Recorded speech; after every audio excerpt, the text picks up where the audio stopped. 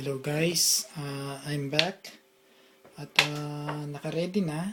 Ayan, medyo cook na siya. Sorry kung hindi ko napakita sa inyo paano ko gawin. But anyway, it's very easy to do it. Iboboil nyo lang yung pork and then in a few minutes para matanggal lang yung mga germs na or yung mga dumi na galing sa meat pork. Now, ito na, naka-ready na siya. So, medyo hanin natin.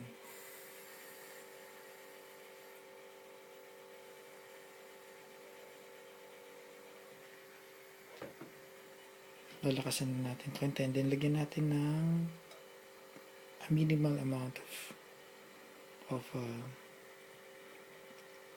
oil. Medyo dagdagan pa natin konti. Ayan. Okay. That's it. Now,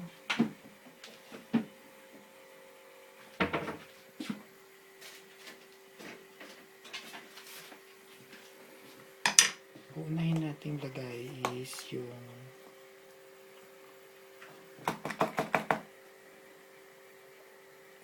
garlic.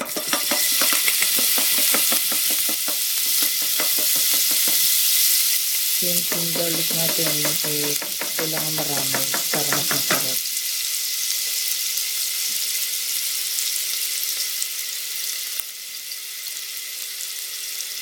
Medyo babaan muna natin siya kasi babuksan natin yung isa pa. Well, okay na. Ayan. So, bubuksan pa natin para sa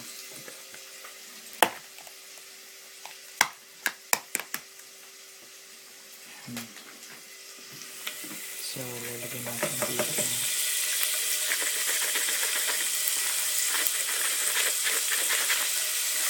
Yan. Okay na yan. Marami na yan. So, kaya lang natin siyang medyo malita. Lagyan natin dito sa kabila para medyo malito siya na maigi.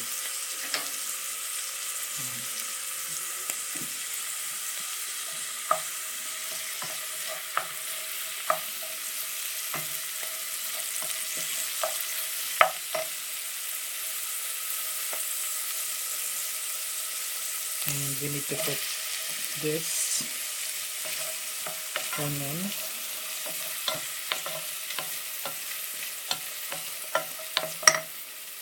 Medyo lakasan natin.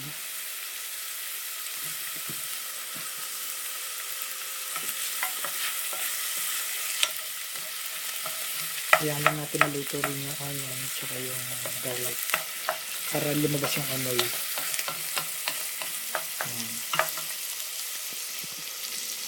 So,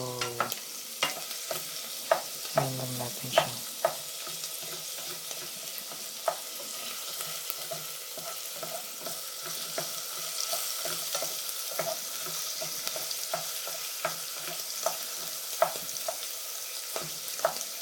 Nakikita ninyo. Yan.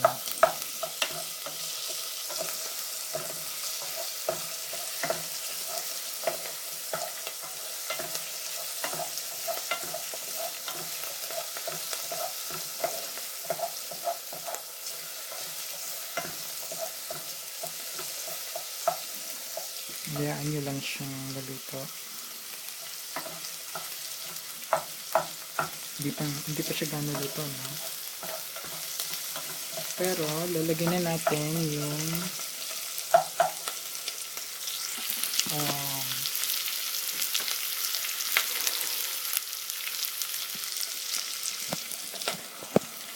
lalagyan natin. Ang hirap tumilos kasi isa lang ang kamay ko. Wait 1 second, yeah. Okay, muna natin dito. Unahin natin muna yung tomato.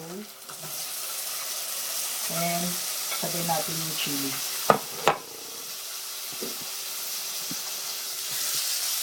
So, So, kung nakikita ninyo, yung tomato tsaka yung chili nilagay na natin.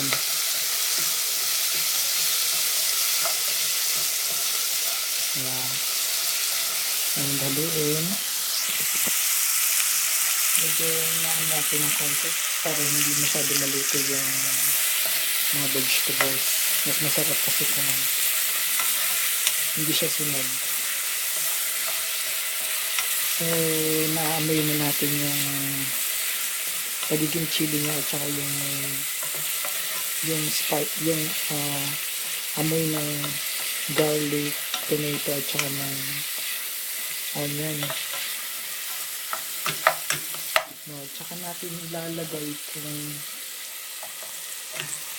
pork.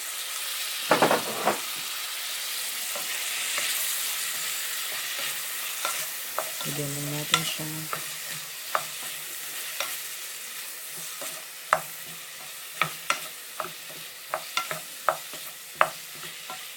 Hayaan lang natin Ihuli natin yung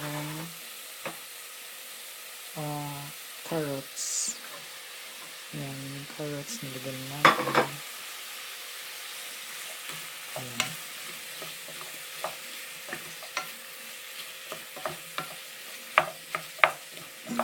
Isasabay na rin natin yung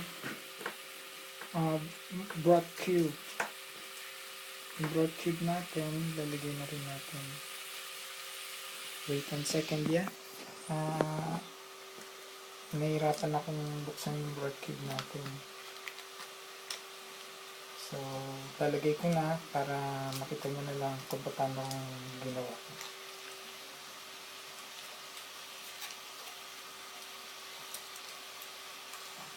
Okay.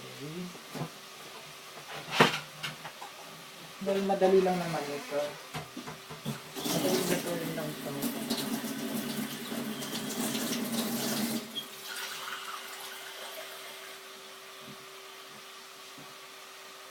Now,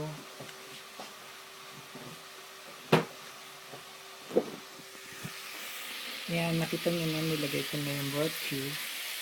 Para maluto yan at para mas dissolve yung broth cube at para mapalambot natin yung carrots, ilalagay natin siya ng 1 cup of water. 1 cup of water lang siya. So, ilalagay na natin. Yan. Hayaan natin siyang kumulo.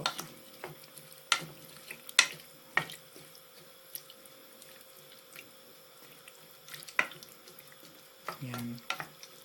Hayaan muna natin siyang kumulo. So, hintayin natin siyang kumulo.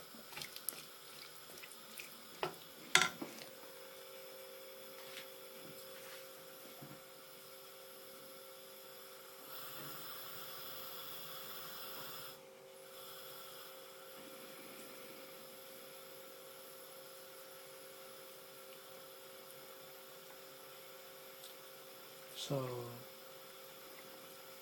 siguro, isusunod ang mangyayari ay isusunod na natin tapos niya mapakulo in a few minutes, siguro mga nasa 5 to 10 minutes. 5 minutes pwede na rin. Depende kung gaano tagal maluto yung carrots. Yung carrots kasi hindi masarap kapag lutong-luto at di rin naman masarap kung matigas. So, susunod natin sweet and sour, and then lalagyan na natin siya ng mga spices like Worcestershire, soy sauce, lahat na yan, ricado na yan, in one go.